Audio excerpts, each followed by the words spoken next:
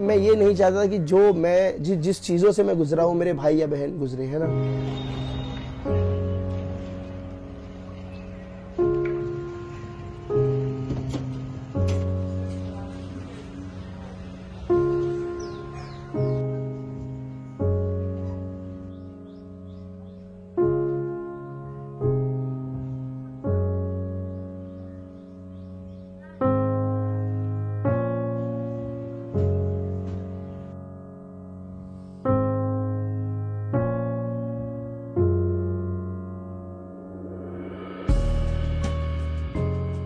बिना किसी चॉइस के मिल गई and then I was like ठीक है कर लेते हैं। पहला दिन तो जो था वो हॉरिबल था, तो वो उस पहले दिन ही वो कहते हैं ना ट्रिगर पॉइंट, वो पहला दिन ही था जब मुझे लगा कि ये काम तो नहीं करना है। तो वहाँ से मेरी जद्दोजहद शुरू हुई कि एटलीस्ट ग्रेजुएशन कर लूँ ताकि क्लैरिकल में या कुछ छोटा मोटा प्रमोशन लेके I get out of this thing.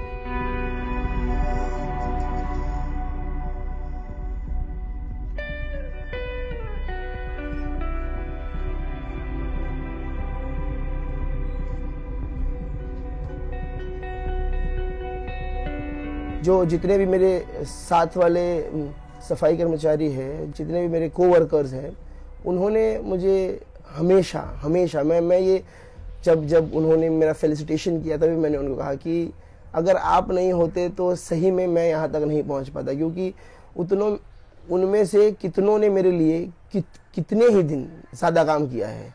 मुझे ये कह दिया कि आज एग्ज़ाम है तो आप थोड़ा कर लो, ठीक है, आप पढ़ाई पे ध्यान दो।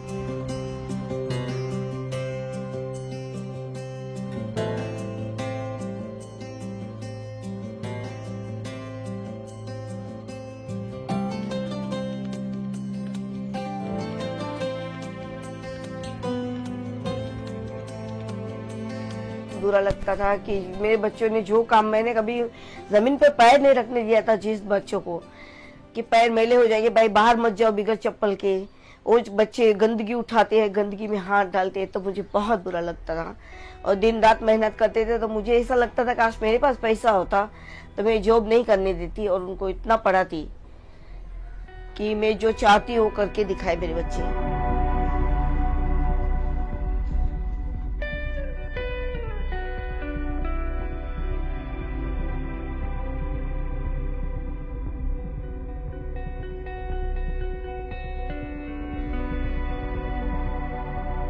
बाबा साहब को जो है मैंने इन डेप्थ में मास्टर्स में पढ़ना शुरू किया और मेरा कोर्स जो था वो दलित एंड ट्राइबल स्टडीज़ था। तो बाबा साहेब या और बहुजन लीडर है ना, सावित्रीबाई फुले, ज्योतिराव फुले, रमाई, तो ये जो सारे लीडर्स थे, वीर मेघमाया, और इनसे मुझे हमेशा प्रेरणा मिली है।